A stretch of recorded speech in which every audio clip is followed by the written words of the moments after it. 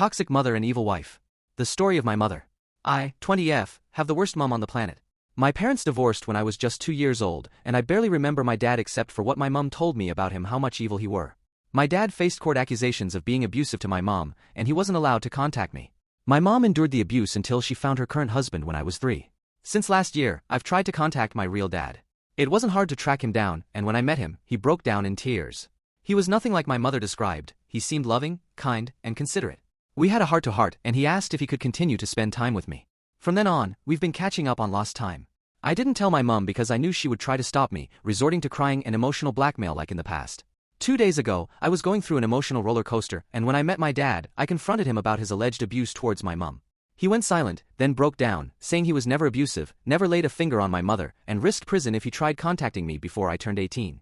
He didn't want to open old wounds by meeting me when I reached 18, but when I reached out to him, he realized his mistake and apologized.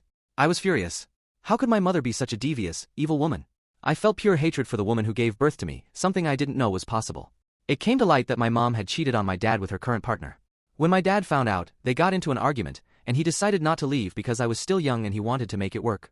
My mom was deceitful, documenting self-harm and reporting it as domestic violence to ensure she didn't lose custody during the divorce and to keep my dad out of my life, lest he ruin her image. This revelation from my dad was evidently true when I confronted my mother. I didn't say anything except that she is dead to me and to never contact me again. I can't fathom the pain my dad endured over the past 20 years.